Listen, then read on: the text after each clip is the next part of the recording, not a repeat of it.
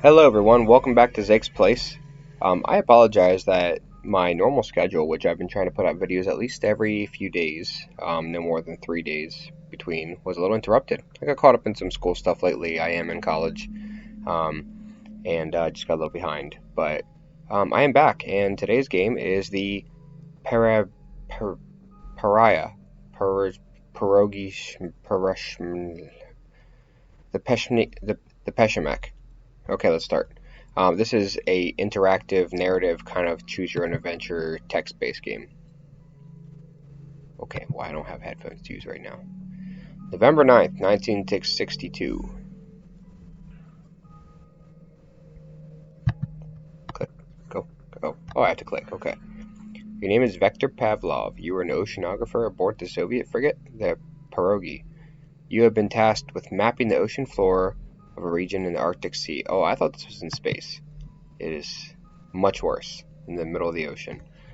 You are currently sitting on the cot in your personal quarters. It is a small room with just enough space for a bed and a small desk. A torn envelope lies on your desk. You are fiddling with...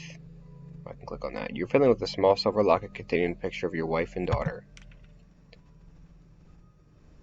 Dear Vector, I don't know how much longer I can do this. I haven't seen or heard from you for months. I understand that the work you do is important, but you should be here. If not for me, then for Maya. She needs a father. I wanted it to be you, but you left. I know the Union needed you, but I wish you had stayed when I asked. Since you left, Leonid has been coming by more often. He's helping me raise Maya. Just the other day, she called him father. I wanted to correct her, but I couldn't bring myself to do it, because in some ways he is her father. He's always been there and you haven't. She is replacing you with him. I still love you, but you're losing Maya. Please come back. With love, Uliana. Ooh, that's not good. You grab the notebook and leave the room. You head towards the mess hall where the rest of the crew is eating dinner. When you arrive at the door, you hear loud, muffled voices on the other side. You may enter whenever you're ready. You open a door and grab some food. Tonight is Paranoia. Paranoia 0. Okay, that, I don't like that. But I'm assuming that we're going to try to keep that low. Tonight it is mashed potatoes and peas. You sit down at a table and open up your notebook. There is a chart of the nearby sea inside. As you look over your notes, there's a loud burst of laughter from the crew. Charts, maps of the ocean floor made using sonography. Charts this region don't make sense to you. In the charts, there's a large body of mass at the bottom of the ocean that doesn't look like any natural formation you've ever seen. This alone perplexed you, but the second chart you made showed that the mass moved. To be safe, you made a third chart. In the final chart, you saw what appeared to be a chunk of mass break off from the main body. The shape of the mass does not look like any known animals, and there is no information on a plant-based life that can move that fast. You aren't sure if you accidentally discovered a new species of aquatic life, or if your sensors are on the fritz again. At the other table, the crew is laughing at Uranev, who has two different plates for his peas and potatoes. A bellowing laugh. I would do that too. I don't like my food to touch sometimes. A bellowing laugh fills the room. You look over and see Oborev, who is grinning ear to ear. He begins gesturing towards his plates. It's very simple. Pea here, potato here. Pea never touched potatoes. Yeah, I'm guessing we're Russian. I can't remember if I said that earlier. Uranev attempts to explain anxiously. It's an abomination. What wrong with that? Nothing wrong, Yuri. Hold up. Do you hear that? Mortar fire. Oh, they're having a food fight now. Bliaka. Why you do this? Just leave. Noise is too loud for you. You go back to your room. You sit down at your desk and look over your notes.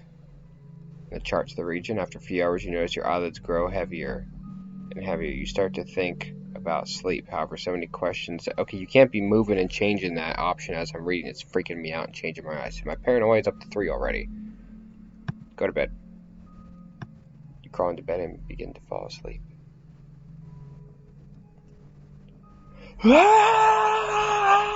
What is it? Okay. You're awakened by a deafening scream. You clamber out of bed and rush towards the source. You arrive to find a stunned Oborev, mouth agape and eyes wide open, staring into a supply closet. As you get closer, you are hit with a pungent smell. You slowly peer inside and your jaw immediately drops. The walls are drenched in blood. Intestines are strewn about the shelves like ornaments, and blood pools on the floor. This is a human. You feel your stomach churn as you stumble backwards. My paranoia is 6 now. You lean on the wall for support. A torrent of footsteps is heard as the other crew members arrive. So are we playing Among Us? I'm going to have to play that at some point on here. You recollect yourself and begin to observe the others. Some of the crew grab Oberev, still frozen in shock, and attempt to pull him away from the scene. It probably just animal, right? Think, Yuri. Does that look like animal intestine? No. Soon, Captain Stepanov arrives and demands an explanation. As you look into the 13 crew members around you, you notice one odd detail that stands out. No one's missing. Call it out. Well, my paranoia is 15 now. The captain frowns. Oh, there. Oh, interesting. I think it's them talking. I don't know. Maybe it's just my paranoia. I'm hearing voices now. No one on board seems to be missing. What are you suggesting, that this is from one of us? That is, you cut in gruffly as he tries to dismiss you. We are only humans for miles. It could come from no one else. The captain lets out a deep sigh and covers his face with his hand. He waits a few moments. Run testing the blood. He gives you an incredulous look. Blood test? Is this necessary? We don't have a lot of testing kits. I don't want to waste kits on hunch. It will put the crew at ease. The crew is on edge. If nothing else, blood tests will let them think we have a plan of some kind. It will help put them at ease and do some wonders for morale. He squints as he thinks it over. He reluctantly nods to you and then turns to address the crew. Vector will perform tests on blood. Until we get results, everyone will be in mess hall. Head to the medical room. Grab the kit, medical files, logging types of blood for each crew member. Begin the second step. You start speculating about where the blood could have came from as you wait for the results of the test. As soon as the test is completed, you compare it to the testing manual. The blood type is somewhat rare. A negative. Only 2 crew members have this type of blood, Oberov and Urinev. I'm not going to pronounce their last names. Report to the mess hall. You try to make sense of what you're even trying to say. If any person loses the amount of blood that was in that room, they would be dead, but you saw them at the supply closet. It couldn't be from one of them, could it? Open the door. You find the crew waiting for you. Some are eating breakfast. I don't know how you could eat after that, but others still seem to be in shock. Captain looks at you as you walk in. What did you find? You look around the room and spot Oberov, who is sitting at a table, arms crossed, staring straight ahead. Next to him is Urinov. Okay, they're now Obo and Yuri, who is eating leftovers from a plate in front of him. His plate now contains both peas and potatoes. Did you share your... That's not him. I'm telling you right now, that's not him. He's been replaced. I've seen enough movies. That's the Thing. And they're in the Arctic. As you share your results, the crew turns around at the 2 suspects. Oberov doesn't fidget and Urinev continues to eat his potatoes and peas. You notice one crew member staring at Urinev as he eats with a baffled look. He begins to speak. Yuri, your peas touch potato. I knew it. At the uttering of these words, Oberov awakens from his daze and begins to glare at Urinev. Urinev is overcome with a deathly silence as the room takes in this information. Urinev scoffs and looks around at everyone before answering. Yeah, so? So, the real Yuri has a fear of food touching. He hates for peas to touch potato. Oberov slowly stands up. His massive build looms over the much smaller Urinev as he steps forward. You're not him. You're not really Yuri. You're not my friend. He lunges at Urinev, clasping his hands around his neck. The rest of the crew rushes towards Oberov to stop him. As the crew tries to pull him away, Urinev lets out an unearthly scream and his eyes roll into the back of his head. His body begins thrashing as a black liquid oozes out of his eyes. His body contorts unnaturally as it begins transforming into something not of this world. My paranoia is at 20 now. The crew backs away in fear as they watch Oberov struggle with the thrashing Urinev. After a few moments, his body goes limp. Suddenly, a tangle of jet black tentacles sprout out of his back. Some of the crew let out terrified yelps as they scramble for the door. The creature lets out one last shriek before slashing Oberov's leg with its tentacles and scurrying off, escaping through one of the vents. Yeah, I'd be confused too. After a few moments, a crew member runs over to Oberov and begins to treat his leg. Another crew member, blood spraying from the neck. Cameraman mess hall. Come with a plan. We have to abandon ship. Well, yeah, no shit. Captain stares ahead blankly, almost as if in a daze. As you speak, he looks at you blankly. He begins to shake his head, his expression turning to anger.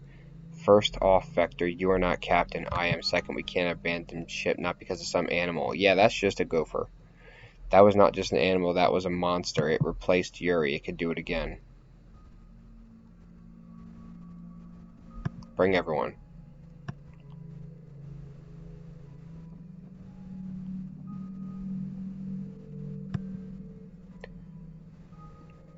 Captain leaves. Everyone's fidgeting nervously. Some stare at others with suspicion. Yeah, this is among us now.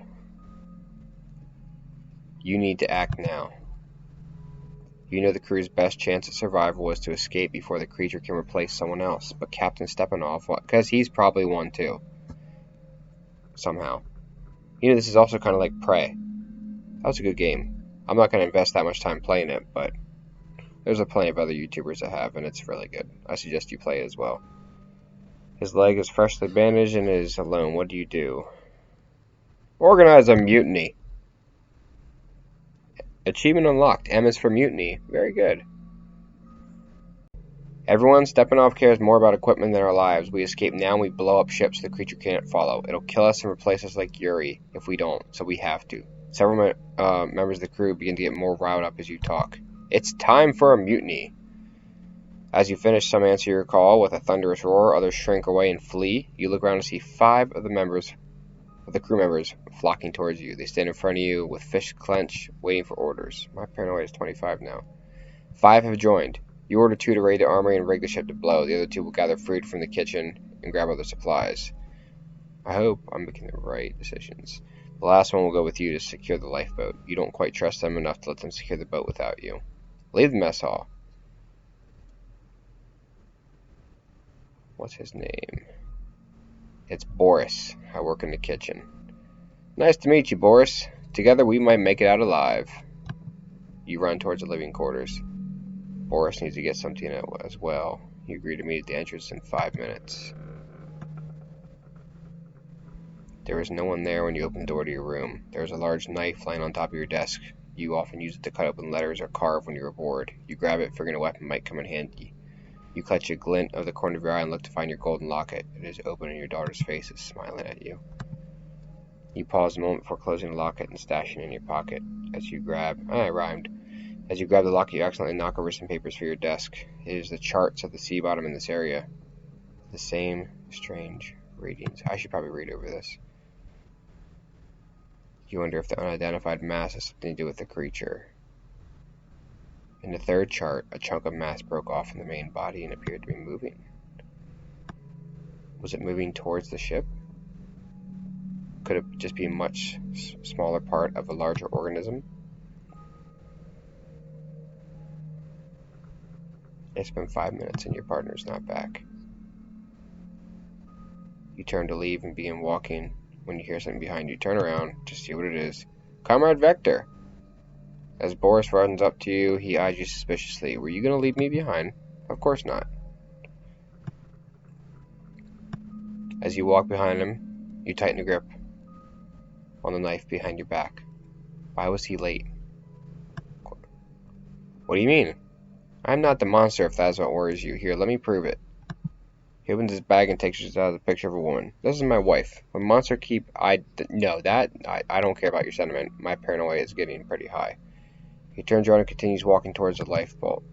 You are not entirely convinced. There is still much that is unknown about the creature. I need people in my mutiny because I feel the captain's going to come back, so I'm going to keep him alive for now. You walk towards the lifeboat with him. Suddenly you hear a loud bang echo through the halls of the ship. You think it's a gunshot. You both begin to run. You notice blood trails going in and out of some of the rooms. The monster has been busy. You turn a corner and see the lifeboat. As it comes into view, you feel a wave of relief wash over you. You can finally get out of here. Your relief quickly fades as you hear shouting and see Captain Stepanov and one other person run around the corner. Vector, stop now. As he shouts, the crew member accompanying him points a gun at you. Raise your hands up. Bladyad, you... Okay, I shouldn't say that. Oh, no, I'm going to get demonetized. If I ever do get monetized anyway. You effer! Starting a mutiny when monster roam ship? What is wrong with you? You split our forces. I had to kill crew member who was rigging ship to blow. They shot my guard. I didn't stop him in time. The ship will blow in 15 minutes. He gestures towards the soldier next to him. I almost lost Pavel here in the chaos, but I found him again. You attempt to convince him to leave. We have to go now. He stops you before you finish. No, I am not finished. I not finished. I expected more from you, Boris. We will escape in a lifeboat, but the both of you shall be executed for your crimes. He signals for Pavel to shoot. Pavel freezes. His head begins to twitch, and black worm-like tendrils begin to flick out of his sleeves. You look over at Boris, and the same thing is happening to him. You look to Stepanov and yell, I should have stabbed him. As he realizes what is happening, Pavel's arm transforms into a long, slender black blade and impales him on it. The tendrils making up the blade wriggle as they begin to consume the captain from the inside out. Without thinking, you sprint down the corridor, seeing the bodies of the other crew members strewn about the ship. You see that some of the bodies have bullet wounds. You're unsure if they died because of the monster or because of the mutiny. What did you do? I didn't do anything. I did what I thought was right. To live. You begin to slow down as you realize what you have done. You divided the crew, you started the mutiny, the crew killed each other, and the monster picked off the stragglers. Nope, they did it. You fall to the floor and begin to sob. You hear a roar as a monster begins to approach you, but there's nothing to fight it with. Nowhere to run. No one to help you. You accept. Everyone's dead because of you. Your selfishness killed the crew. Your inability to trust killed you. You look down at your bare hands. You hear footsteps approaching you, but you don't look up. There's a noise. Wasn't the lifeboat right there? You feel a firm tug on the back of your clothes. You're lifted up off the floor. As you look towards your captor, you see a black mass of ever-mutating worm-like strands. It is both solid and shapeless at the same time. You look into its black, soulless eyes and close your eyes as it lets out a blood-curdling shriek. There's a deafening roar. In an instant, everything is white and your entire body is enveloped in an excruciating, burning sensation. Then a comforting warmth envelops you. The monster shrieks, but more high-pitched and wailing. It sounds as if it is dying. You feel your body burn away. You realize what had happened. The explosives had gone off, and this is it. There is no way to survive the explosion. Even though you know you're about to die, you feel some comfort knowing the creature was caught in the blast. Close your eyes. As you close your eyes, achievement unlocked, enveloping fire. Everything. I didn't finish reading it. Okay, so I might have screwed that one up. I don't think that was the proper ending I was supposed to get, but that's my playthrough of it. You give it a shot. I'll provide some links down below. See if you can get a different ending. I don't know how many there is, really. But interesting little game. I enjoyed it. If you liked the video, comment, like, subscribe, and I'll see you next time.